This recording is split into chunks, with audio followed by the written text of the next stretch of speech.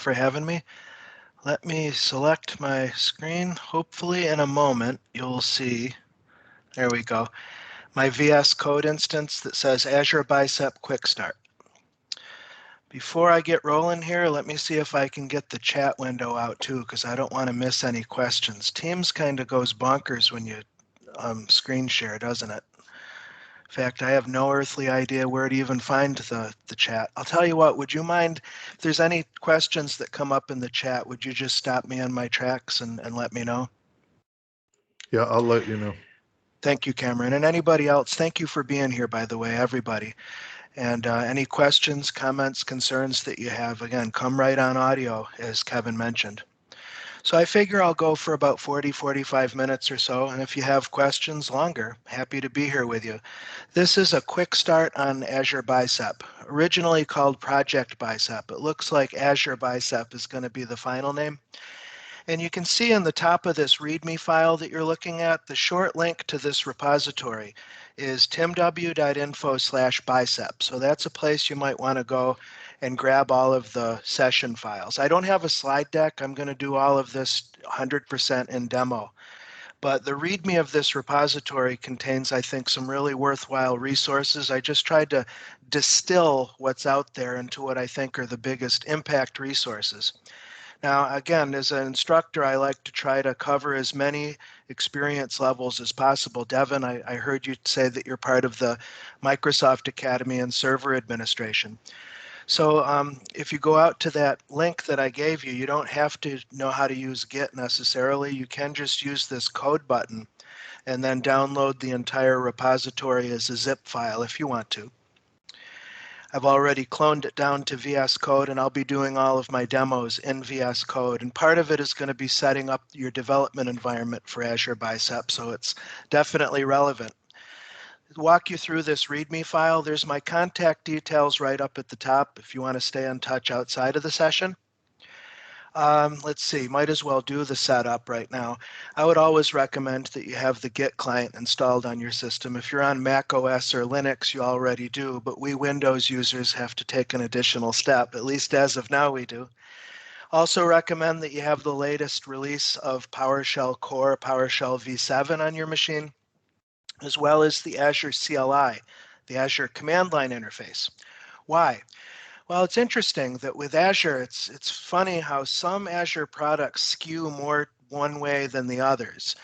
I guess originally it was more Azure Resource Manager was more PowerShell in terms of scripting automation. But more and more CLI is developing a footprint, and some product teams at Microsoft appear to have a very strong bias toward the CLI. And I think that the folks that are doing the Bicep project might feel that way. Honestly, I'll have to ask them and see if I get an answer that they're willing to share publicly.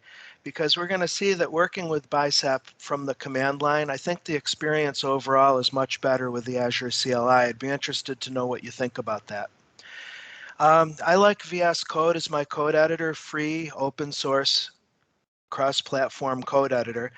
And just to give you the what's up here, I've got VS Code installed. I've got PowerShell 7 installed. I've installed the Azure PowerShell modules, and you can do that once you have PowerShell 7 installed by doing an install module. And the name of the Azure Resource Manager bootstrapper is just AZ. What else will you need? You'll also want to bring down some extensions, if I can speak properly. I might as well show you those over here in VS Code. If we go to the extensions gallery, all of these are directly from Microsoft. We've got the PowerShell extension, which is going to give you language support for PowerShell. If we do a search for Azure CLI, there's a Azure CLI tools extension. Again, these give you IntelliSense code completion and snippets and debugging support for those languages. For ARM templates in particular, the Azure Resource Manager Tools extension is critical, or the ARM Tools extension as it's called. This gives VS Code the ability to understand and recognize the JSON that we use with Azure Resource Manager templates. Let me see. Well, if you're into Terraform, there's an official HashiCorp Terraform extension, but to our point, we're looking at the Bicep extension. So we've had support for the Bicep language in VS Code right from the beginning, and they were really quick to get a custom icon going too. Originally, they used one of those emojis that you have on your smartphone. And this is going to give us language support for Bicep. I'll come back to our README file again. A little clumsy on this computer. I'm at my home and I have a Mac, and normally I'm at my office on Windows. I'm much faster on Windows. You want to also come down here, don't want to skip this step, and install the Bicep CLI. Of course, you're probably thinking, Tim, what kind of instructor are you? You haven't even explained what the heck Bicep is. I know that. Hang on for just a couple more minutes. I'm just going through the setup here. These are just running next finish installations to make sure that your workstation is equipped to do this infrastructure as code work. The Bicep command line interface, again, it's available on all 3 operating systems. It's a little bit wonky, and I'll get more into that in our first demo, in terms of you might have to reinstall the Bicep CLI if you're using both Azure CLI and PowerShell, but one step at a time. Why do you care about Azure Bicep? That's really a question. And I mentioned Terraform. You hear that a lot nowadays. What's the relationship, if any, between this Terraform thing, this Azure Bicep, this ARM templates? What's going on with all this across the board? Well, here's how I'd like to set the stage. If we come into the Azure portal here, and I'm going to just go to the resource group level, recall that the resource group is the most common deployment scope in Azure. And if we go to a resource group and come down to deployments, we'll see a record in inverse chronological order of every deployment that you and your colleagues have made to that resource group. And we can take a look at the details of that in terms of what inputs or parameter values were passed into this, if the deployment had any outputs, and then most importantly, a JavaScript object notation or JSON description of this deployment. So the JSON is always going to be there for every deployment, whether it's JSON that you and your colleagues wrote and deployed programmatically or in a pipeline or whatever, or if you do a deployment directly in the Azure portal, then the portal will generate some pretty nasty JSON itself. But that's the underlying data representation format for every deployment, just like in Amazon Web Services, for example. You've got JSON and YAML describing those deployments. So let's get more into that JSON bit here. Let me clean up my VS Code. And I just want to, again, do a little bit more preliminary review. Let me close all my editors. And let's take a look at a representative Azure Resource Manager template, just to make sure that you're familiar with the lay of the land. JSON is supposedly, I agree, an easier to read and easier to parse data format than extensible markup language or XML, which it really it replaces. And we have in the Azure Resource Manager template a number of required and optional key value pairs.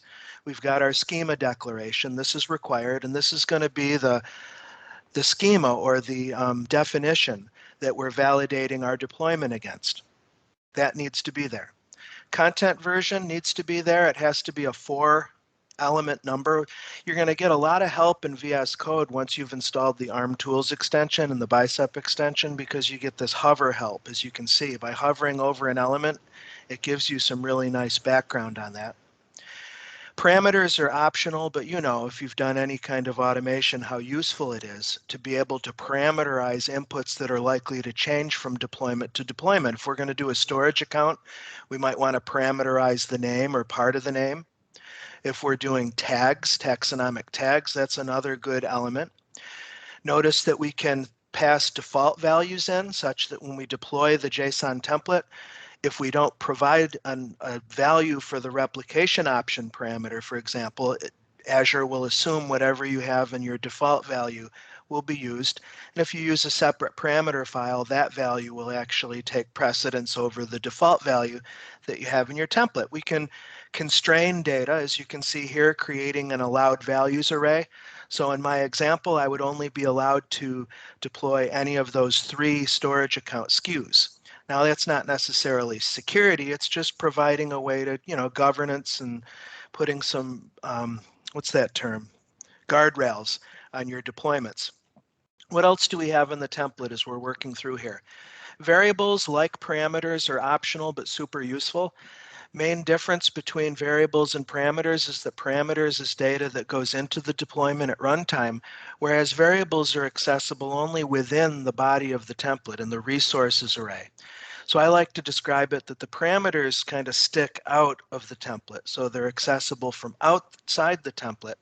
Variables are handled internally, and variables can be really great for building unique names and more complex resource values. For example, we have this ability to use functions. There's a whole library of ARM template functions. This one's using 2 of them, where we're using the concat function to do string concatenation, where we've got 2 or more string elements to run them together.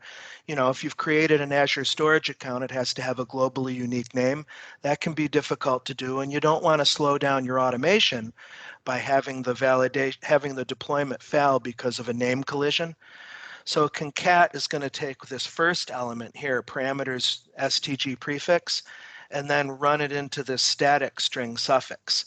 So concat is going to do string concatenation, and parameters here is actually another built-in function that's going to replace at runtime or at deployment time whatever I've provided as a value for the stg prefix parameter.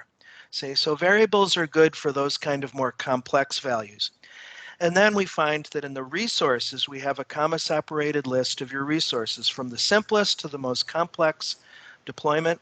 Azure Resource Manager templates allow you to do more robust deployments. You can do nested templates and linked templates if you have a multi-template environment that's more modular. A lot of these represent pain points, actually, of ARM templates. And it's why I think Microsoft has created Bicep as a way to give us administrators, developers, architects, DevOps specialists, you know, the list goes on, all of the above, as Kevin mentioned, a programming language, a domain-specific language, or DSL, to make this template creation and maintenance easier. Because Alex Frankel is the program manager at Microsoft on the Bicep team, and he put it really well that JSON is a data representation language. It's not a programming language. And when you really look at this, the ability to do these expressions here, and the way that the expression is indicated in the ARM schema is that for your value, you do double quotes. That's standard.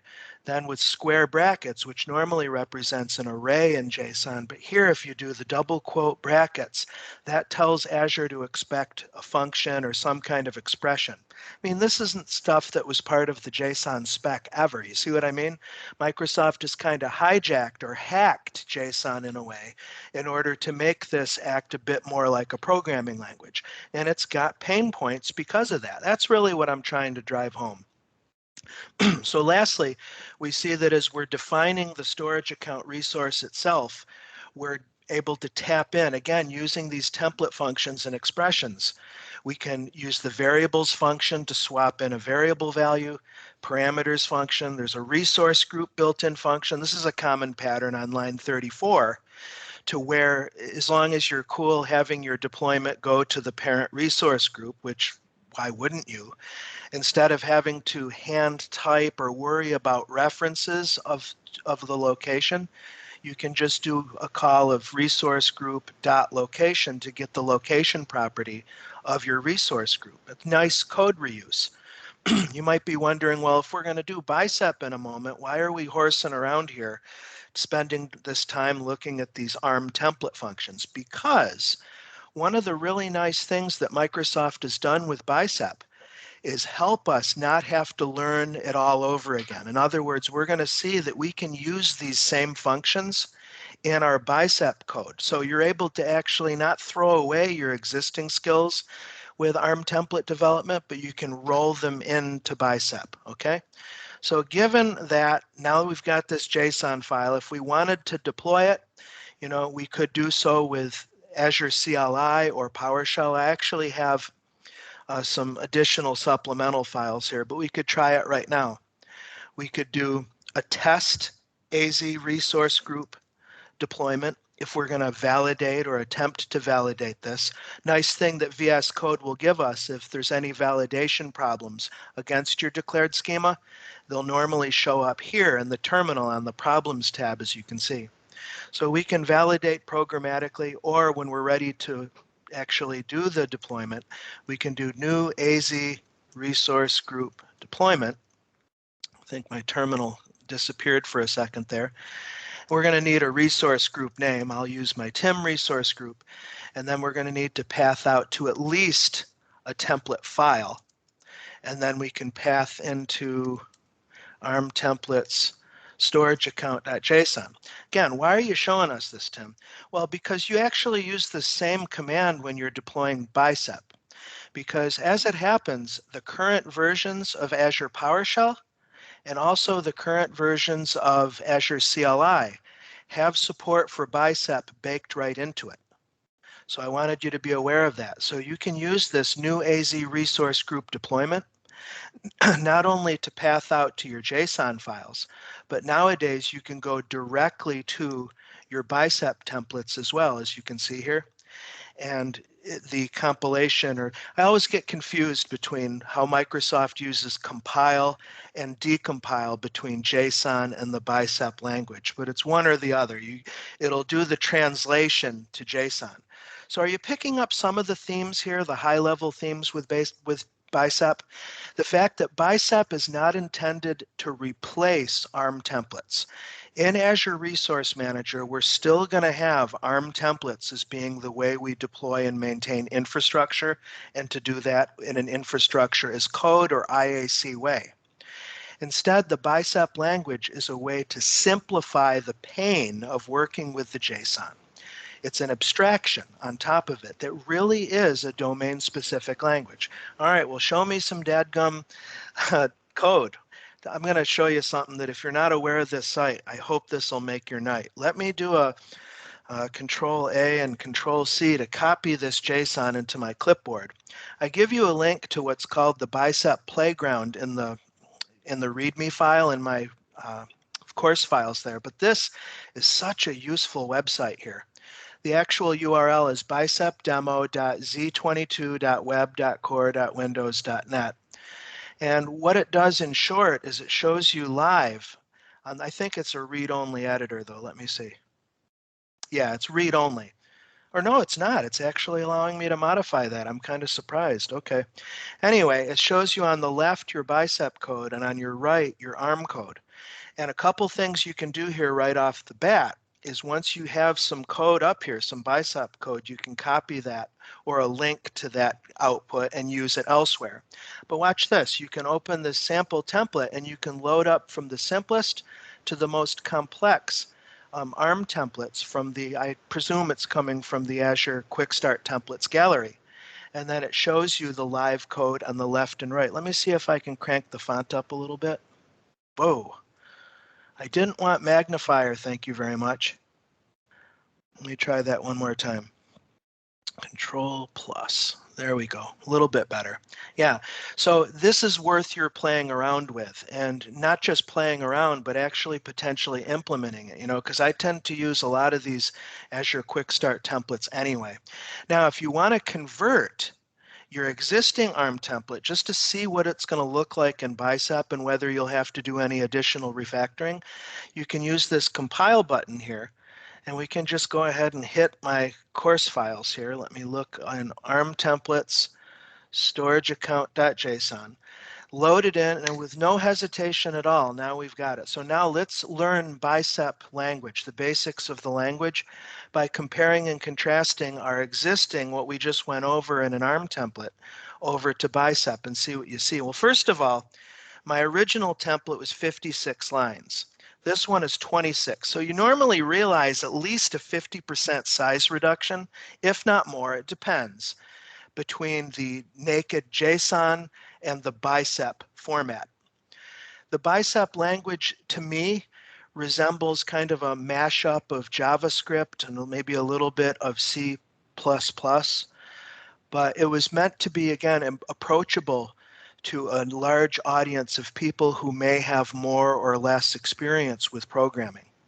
So instead of defining your parameters in JSON in JavaScript object notation here, you've got a much more straightforward way of declaring those parameters using the param keyword. It's going to be param, the name of your parameter, the data type, and then you can do a default value just like you would in JavaScript, equals and then your value. Isn't that cool? Another thing you'll see in the Bicep docs, and I give you a link to the Bicep docs again in those course files. My goal was to give you everything that I thought you'd need to be successful in those course files. You can also add what's called a decorator. There are certain of those that you can add to modify the behavior of a parameter. And again, this can make your life a lot easier, it seems to me. So notice that for our replication option, I'm doing my default value, and then that allowed values array just shows up like this, at allowed, and then in parentheses, I've got the array of the options that I need. And that would constrain what the legal inputs that you can add to this particular deployment. Then we've got a variable declaration, as you can see here, var. That was the original JavaScript variable keyword. And there are some differences. This interpolation business here. Notice instead of using the concat and the to expression that I had over in the JSON, here it's using a very JavaScriptian method where we're doing dollar and then the value of the parameter, and then we're just running that. So it's a much more natural language way to go than dealing with concat and then nested functions. Again, this is all part of the design vision that Microsoft has for this new domain-specific language. And then whereas we have our resources section in our JSON, here we have one or more resource declarations. And again, it breaks down in the docs to learn line by line what's going on. But basically, it's going to be resource, whatever a friendly name is. But this friendly name is just the resource identifier in your Bicep file. That's not necessarily the name of the resource that Azure will give it. And then you have your API version and your resource provider. And you would get all that from the docs, or you can auto-generate it here, as you can see. And then just location tags, pretty darn straightforward. I think you'd agree with me on that, wouldn't you? Let's go to sample template and let's look up another one. There was one I was looking at earlier with virtual networks. Let me see if I can find it. Let's see. Hey, Tim, at the top, if you use the filter option, you can just type in like VNet and it'll filter for you. Oh, okay. Thank you for that. Yeah, any word in the template's name, it'll filter down the list for you to make it easier to find. Now, when you say up on the top, you mean? I apologize. I don't see that in your window there. You When have I to look Maybe scroll up my to the ad top blocker. of that oh yeah, that selection. yeah. There should be a Okay. type. There should be a type filter there, or type to filter. There Oh, it is. yes, there it is. Yeah, use that. That's what you want. Okay, Or thank you VNet. for Yeah. that. Oh yeah, boy, that's good. That's a good tip right there. So we have, looks like as I promised, you still can use some of those functions. Now it is giving me some squiggly text here. What is this saying? Use string, oh, it's just a suggestion. Again, this is good. And this is something that would be surfaced in VS Code in the Bicep extension, getting tips on how to improve your code. Here they're asking that you use the Bicep/JavaScript string interpolation instead of using the legacy, or what I guess Microsoft might call legacy, that concat function. Go on from there. Okay, enough about that. Let's go back to VS Code. And I want to show you, let me see. I've got a work file here for both PowerShell and CLI. Let's look at the CLI first. And if you're not familiar with the Azure CLI, it's a cross-platform, non-interactive command line interface. And once you've got it installed on your system, you'll run AZ login to sign into your subscription. And then if you have more than one subscription, you can do an AZ account show. In fact, I don't need to do a login, but I could do an AZ account show. IntelliSense is pretty slow, unfortunately. And that's something else that I almost forgot to mention. The way that you'll get Visual Studio Code to light up the IntelliSense is having your file name, and not the file name, the file extension correct. Remember that Visual Studio Code operates on the basis of file type. So hopefully it makes sense that VS Code needs a way to map the file that you're working in with a supported language and extension. And it's a little bit weird to me, but in order to use Azure CLI tools extension, your script file has to have the extension AZCLI. And in order for the Bicep extension to work properly, that's pretty easy. It's going to be .bicep, and then PowerShell is typically PS1. Right, so let me right-click this and run this in my integrated terminal. Cannot retrieve the dynamic. Oh, I don't know what that's all about here. Let me see. Yeah, my font's a little bit too big, so it's kind of ugly. But anyway, you can set up your account, get signed in, make sure you're mapped to the correct subscription, AZ account set -- subscription, and then your subscription name. And here's what I was mentioning, that as long as you have a recent version of the Azure CLI, certainly if you do an AZ upgrade to make sure that you have the latest version on your machine, then you'll have a new context, AZ Bicep. This speaks to what I mentioned, that Azure CLI has built-in support for Bicep files. And it's interesting what happens. The first time you run a command that uses AZ Bicep, if you don't have the Bicep CLI installed, then the Azure CLI will auto-install it. But remember I mentioned that there's a little glitchiness there? The glitchiness is, it's like a Java app. You know how you can bundle the Java runtime with your app, and the app would run and use that specific runtime? Well, it's a similar thing here. So what that means is if you're now going to use Azure PowerShell and you want to do Bicep, you're going to have to reinstall another instance or modify your path. Maybe you could get away with that, but it's the Azure CLI's Bicep CLI is separate from the one that Azure PowerShell will use. I know it's kind of wonky. It's early days still, we have to understand. I haven't seen the term public preview used with Bicep, but I can only assume that's what Microsoft would call it if you were to talk to Alex or any of those engineers, because it's not in generally available status yet. There's still a long way to go.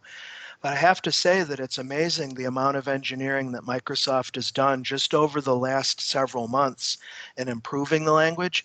And this is a great example, I think, of how much these engineering teams are paying attention to the customers who are using the language for sure. So as you can see, AZ Bicep -- help. If we run that, this just lets you know the additional commands available in the language. And as you can see here, Bicep Build is how you build a Bicep file. Decompile is where you decompile an ARM template to a Bicep file.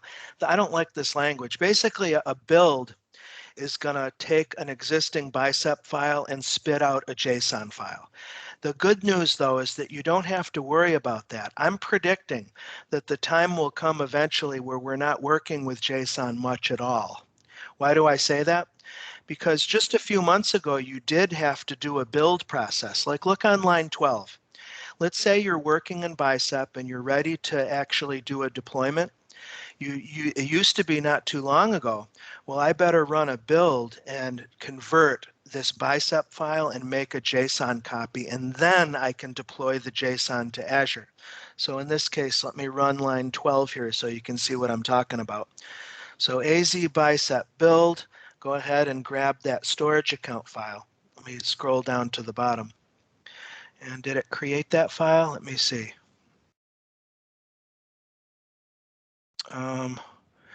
Where am I? What's my current working directory? I'm all discombobulated here. Let me try that again. AZ Bicep Build, go into the Bicep Templates folder. Yeah, that should work. Should have worked just fine.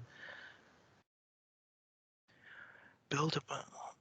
Oh my gosh, this is just...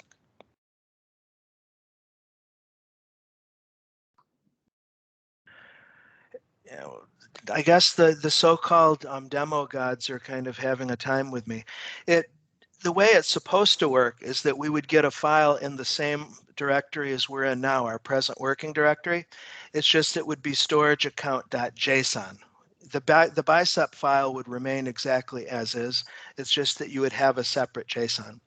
But the rest of the code file, as you can see here starting on line 15, we can take the Bicep and send that directly to Azure now. We don't have to do a separate compilation step to generate the JSON unless you need it for reporting purposes or whatever.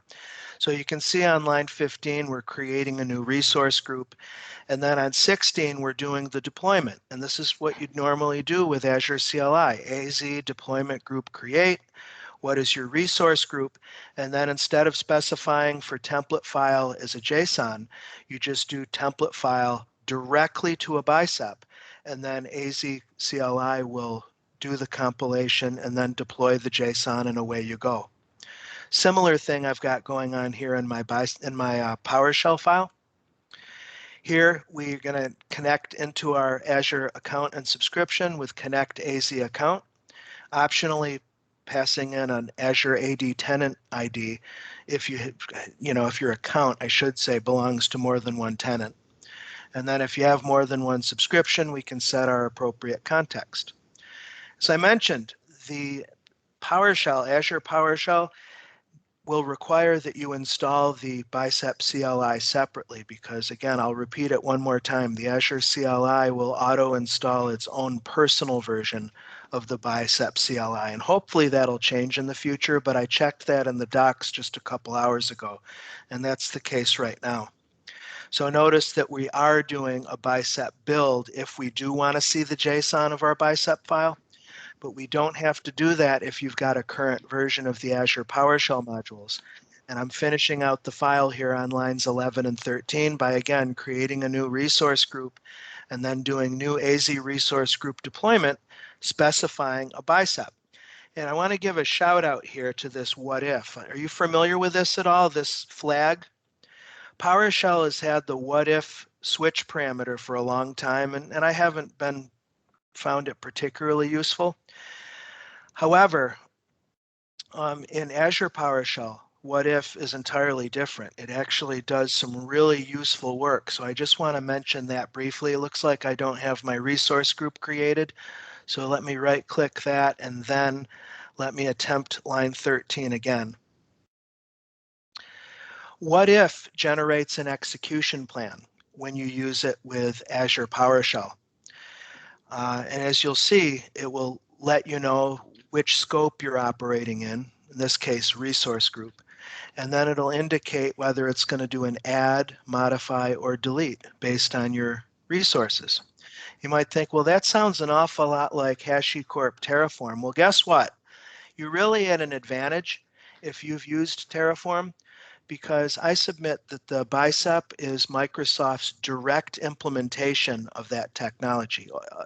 Are they cloning it or copying it? I'm not sure exactly what words to use, but there's no question that Bicep is a direct Azure-specific analog to HashiCorp Terraform.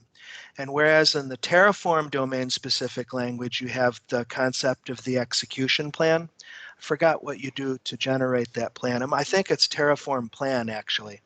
Here, the equivalent in Azure PowerShell is you just add what if to your new AZ resource group. And it's telling us here, like I said, what kind of operation it is, what the deployment scope is, and then it'll echo what it's actually going to do. So I wanted to give a heads up on that. I've mentioned Terraform a few times. If you're not familiar with Terraform, I want to just say a word about why you might want to go, and you and your team, that is, to go in one direction versus the other. Now, this is a sample Terraform file. First of all, Terraform is an infrastructure as code platform by HashiCorp, not Microsoft, totally separate group. And the reason why I and many colleagues like Terraform is because it's a single DSL for any cloud or any environment. So you and your team can standardize on this platform and use a single language with a pluggable provider model. So if you're doing an AWS deployment, you would use the Amazon provider. If you're doing Azure deployment, you would do the Azure RM provider. So it's very modular. Terraform may be what you and your team want if you're multi-cloud, for example. So as you can see in this sample TF file, very similar syntax here that we saw. There's a resource declaration. The indented properties, as you can see here, indentation matters both with Bicep as well as Terraform files. Again, it's very similar indeed. There's no question that Bicep is heavily influenced by Terraform.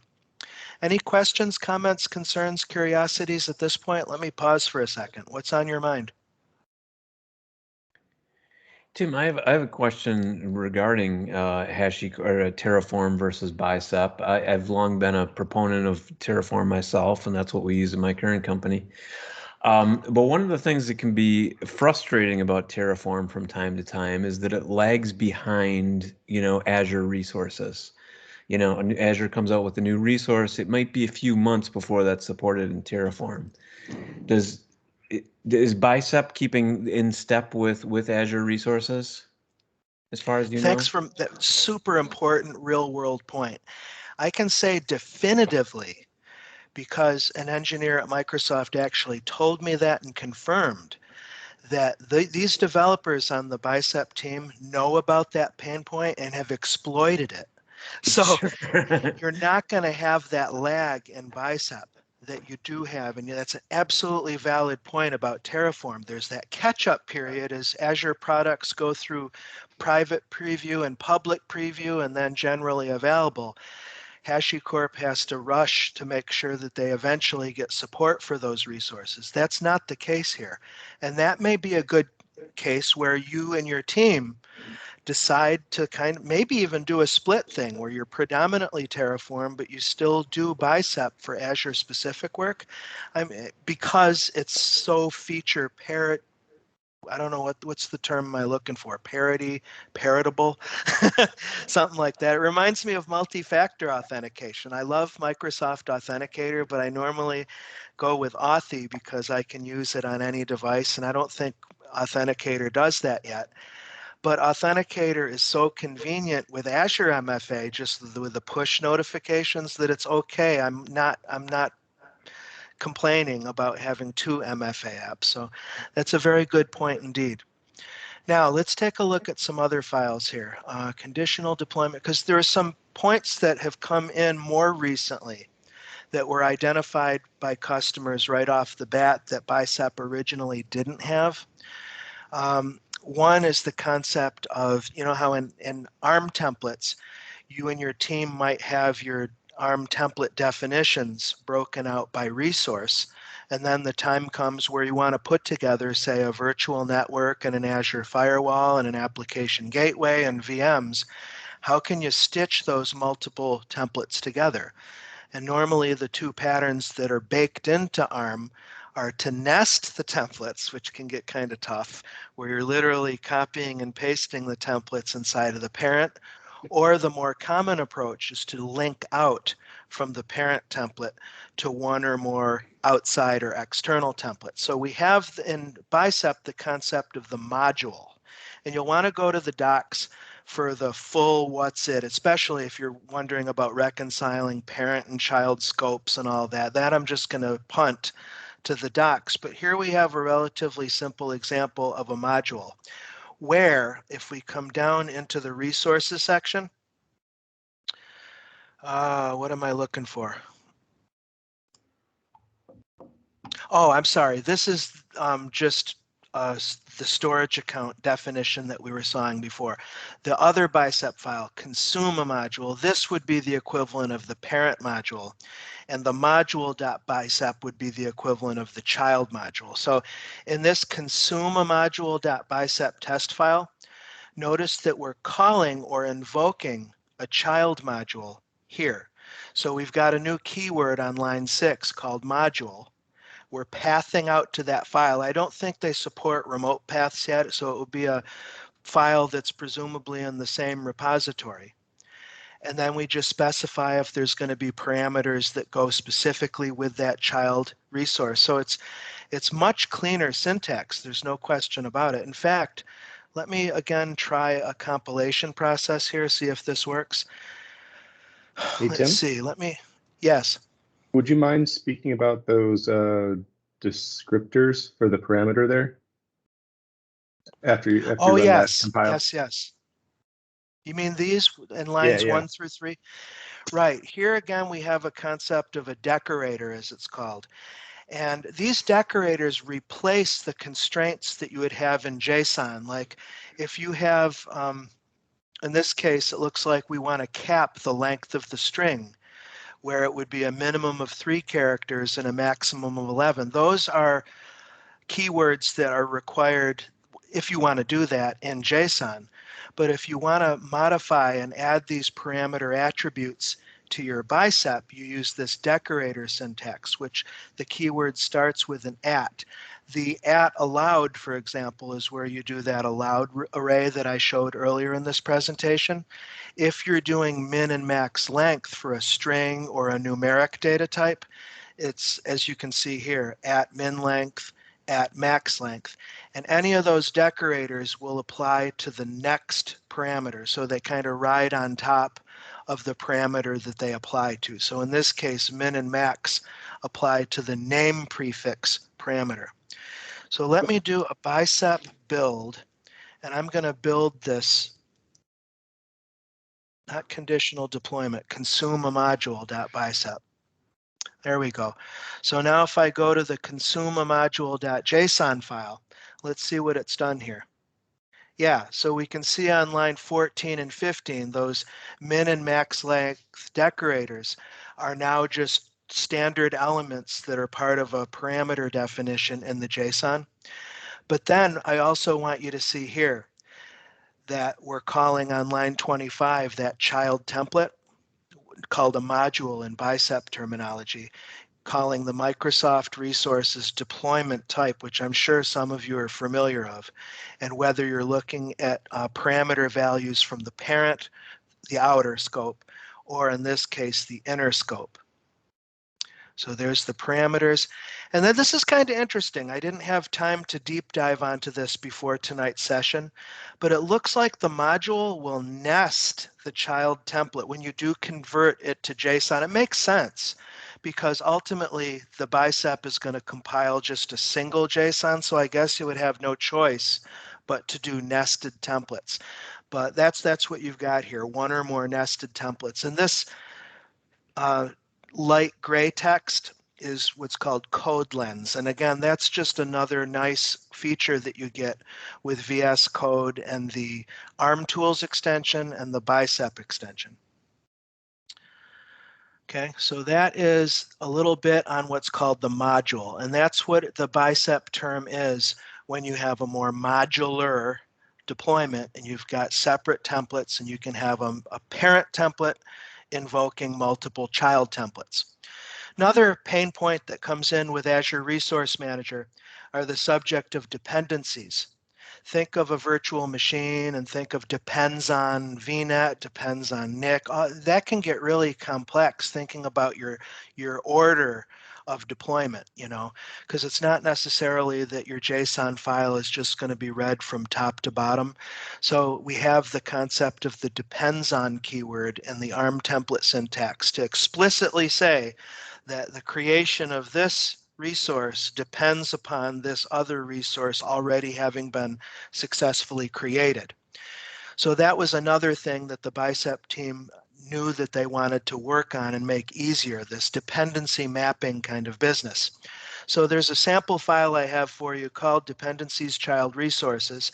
And up on the top in this multi-line comment, it just shows the basic syntax. So notice that again, we're using indentation to show a parent-child relationship between the parent, which has the resource type, the resource provider, and the API version declaration, and then its properties.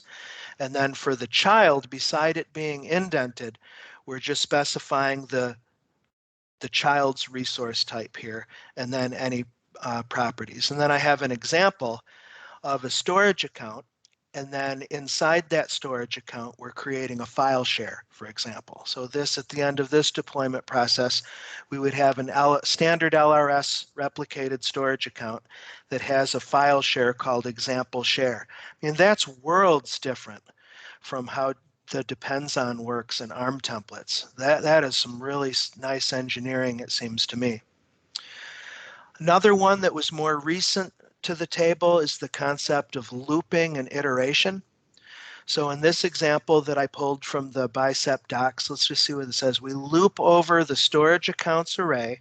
For each loop, storage name is set to the current array item. So I think it must be an indexing thing. So what do we have here? So we're creating a resource with a friendly name, storage account resources. And then it looks like we have a counter value here, a 4, where it's going to start with 0 and terminate on 3. And then it looks like we're referencing the index value. So as we increment each pass through this resource, the end of the process will have, if it starts at 0, I guess that would be 4 storage accounts at the end of that process. And it looks like they would be called storage name 0, storage name 1. Just a simple example. Again, we have this concept of looping in ARM templates, but it's a little bit messier, to say the least, it seems to me. Let's see, dependencies, condition, and then lastly, the concept of conditional deployment. This is pretty flexible as well. Again, ARM templates have been able to do this for a while, but I think that Bicep makes the process much simpler. Let me know what you think about this. So this one says that here we're either going to deploy a new storage account or use an existing one, depending upon whether you specify new or existing as a parameter value. A new parameter deploys the storage account, otherwise no deployment happens. So we've got 2 simple parameter declarations. And again, notice that we're capitalizing on some of the existing ARM template functions. So it's that question of you not just throwing away all of your experience with ARM templates, it's being able to carry that expertise forward in the Bicep language. And here we've got, again, a decorator on top of the new or existing parameter, where the 2 allowed options are either new or existing, and your default value is going to be new. And then we have our resource that actually creates the storage account. But notice the magic that's happening here. We saw with looping on the resource level, we could do a for loop to iterate via an index. Here we can do a conditional deployment just simply with a very simple if block. Equals if, new or existing equals new, then. Now I would want to add to this, of course, if you want to explicitly or gracefully handle an else and that kind of thing. But again, that's pretty darn slick, it seems to me, as far as handling conditional deployments in code in a much less verbose and chunky, clunky way that we have with the JSON. Let me pause again. Questions, comments, concerns?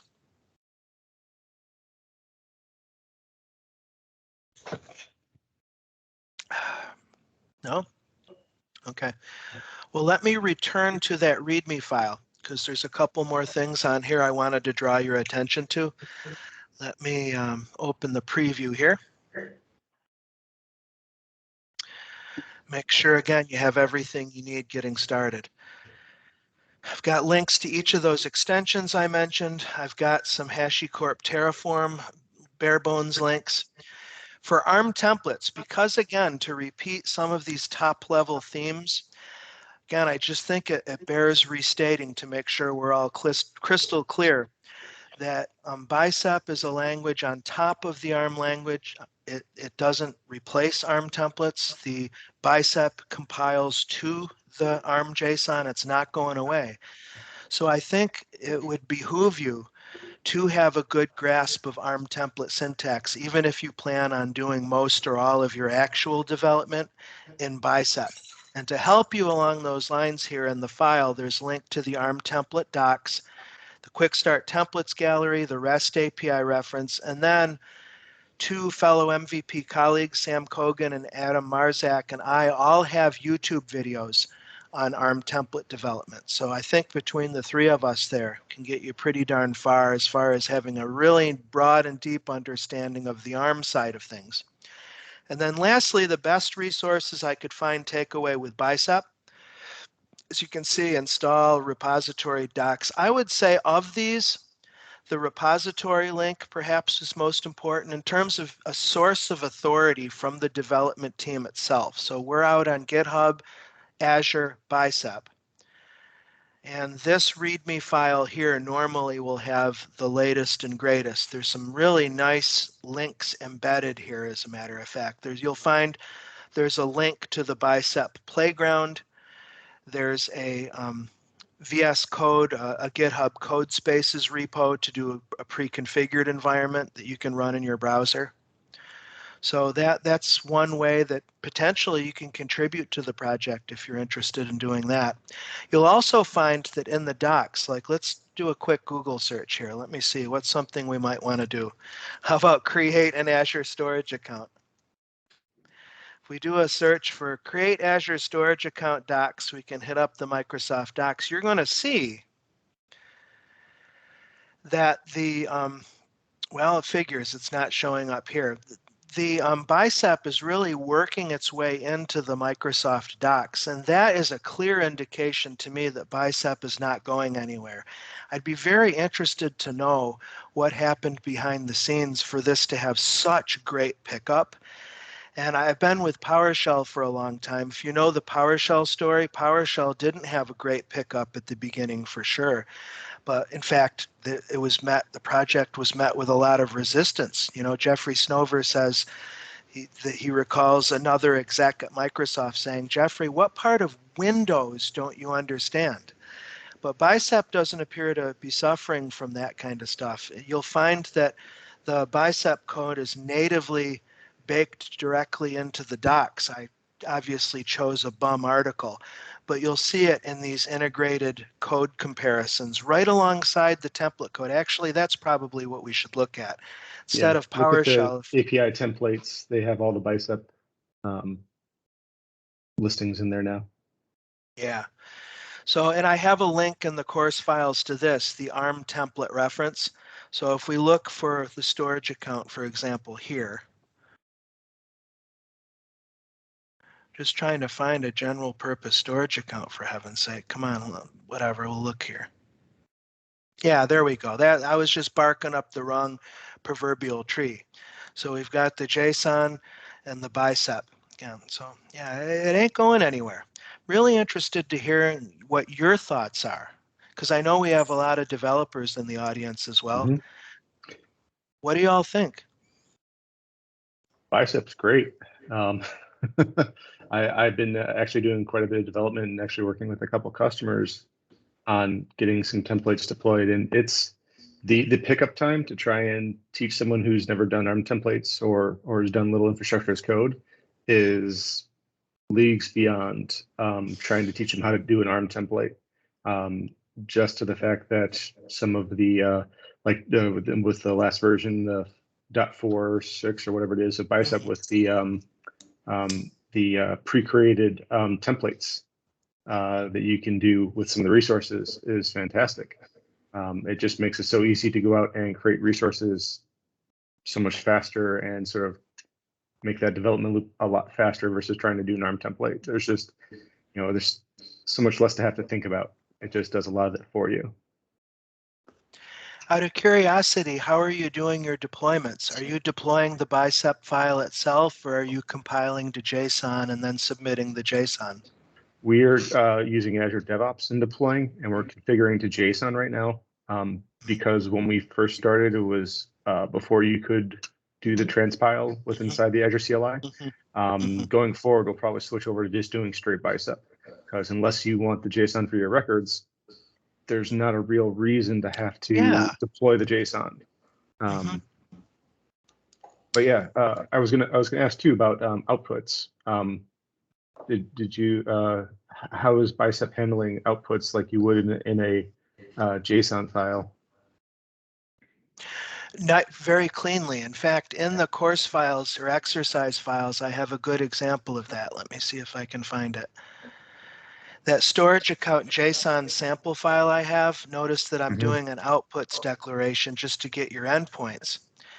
And then if we look at the corresponding Bicep file, which I also have, I think it's the same one. Let's see. Yeah. Output and then the name and object type equals, yeah. So it's just the same dot notation, and you can reference the variables, etc., just like you would elsewhere. And that unique storage name is the name of the resource you're deploying, right? Let me see. Yes, right on line 14. Yep, it looks like the name of the storage account On is 13, unique. yeah. There you go. Oh, there it is. Yes, Yeah. resource. Okay, cool. You know, while we're here, let me quickly, because it just occurred to me, when you're saying pre-created resources, are you talking about VS Code snippets or something else? Can you speak more about that? Sure. If you create a new Bicep file, and then you just start typing res dash, there'll be a slew of pre-created snippets that the Bicep team is maintaining and supporting, and they are taking community community they're reaching out to the community for these as well. But you can storage group, you know, it'll show you what it's going to deploy as far as the template. Now you have tab completion through that template as well, so you can quick With start into enumerations. Yes. Oh yeah, that as well too. That's cool. I didn't know that. There we go. Yeah, that's fantastic. So, yeah, they have a, So that's what you meant, the snippets. Thank you for Yes, lighting that up, because correct. that's Yeah. another great part about VS Code. And the ARM tools extension gives you your JSON snippets, and the Bicep extension now gives us these Bicep snippets. So again, as long as your file has the correct file type, .bicep, it looks like, what was that keyword trigger again? RES. RES. Thank you for Yeah. that. And then you Yeah. get the all the dash items, RES dash, sorry. And then it'll have all the different application names. There's not a good standard. I kind of wish that they stuck to the Azure naming conventions for some of these things, like AKS or WVDB, but they did for some and not for others. So you sort of have to like scroll through what's out there and then grab your resource. Very good. Yeah. Anybody else? What's on your mind? I'm wondering, you know, when you talked about some of the conditionals, you know, as I mentioned earlier, I'm much more of a Terraform guy, but I mean, what Bicep seems to offer looks great. It would be cool if you could use it everywhere, but that's another story. But you know, Terraform a few years back, and perhaps you know, incrementally keeps introducing more kind of conditional logic, which I kind of have mixed feelings about, because in order to run it, you know, in a true CI/CD platform, we want it to be basically idempotent, you know, so I can run this again and again and again, and I just want to specify the desired state. So I've seen some Terraform in the past where some conditionals that have been used kind of break that mentality. So I'm curious to know what others have to say about that similar thing. With Bicep seems very similar in that way. Couldn't you supply a default value though to ensure that you're not breaking validation like you're doing here on line 12, or did I misunderstand your point in question? No, I think you certainly could. And I'm not saying necessarily that any conditionals are a bad thing, but I'm trying to think of an example that would, you know, would kind of break something. I don't know. One's not quickly coming to mind. But whereas, you know, kind of sticking to the true again, and I'm thinking more Terraform of saying, I want to, you know, here's what I want the desired state to look like, you know, so I'm putting in my Terraform to make it happen, as opposed to saying something like, you know, like on line 14, I guess why would you need to know if it's new or existing, you know, as opposed to just specifying, here's what I want it to look like.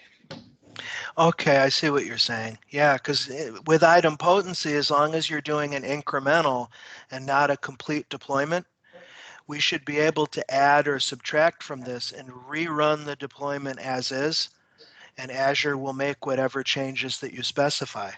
Yeah, yeah. This example, I think, is a bit too contrived, actually. Yeah, it is. It's a bit too theoretical. It's not realistic enough.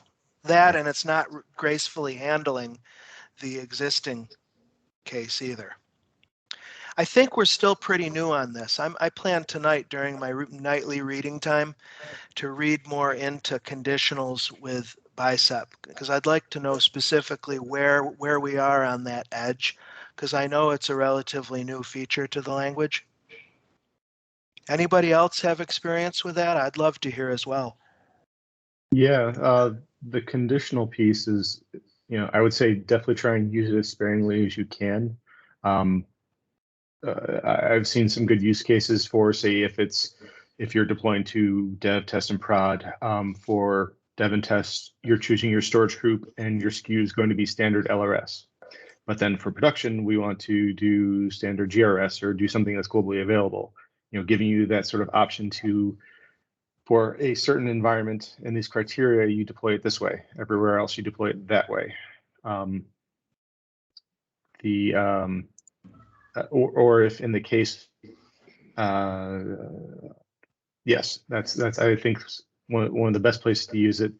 Or if trying to determine between environments seems to be a big place where I've had luck using it so far. Is this dev or is this test? Another useful case is if it's different subscriptions. If you're deploying resources across this subscriptions, and you need to, I need to create a network peering between a dev test subscription and a production subscription for some VNet. I need to let it know, is it inside the subscription or outside? And if so, supply the right subscription ID so it can connect to it that way. So there's some conditional places where it's useful. I would, again, still say sparingly use it as you need to. Don't use it as the way to write your file, adjust what you're writing, or add it to parameters. Is the better way to keep it simple. Great examples. Thank you. Hey, Tim, there are some additional comments on the chat if you want to check them out. Does that what if command work for all things in Bicep or only specific Bicep commands, or like just deployments? Does it work for pretty much both the same in Azure CLI and the PowerShell? Because you showed that what if command, is it supported basically universally with Bicep? I only know of, well, let me get the file back so we can take a look at it again. What if is a parameter of the new AZ resource group Azure PowerShell command. I don't know if AZ CLI has an analog to that, as a matter of fact. So it's but would it specifically work that with command, the new AZ resource group deployment? Yeah.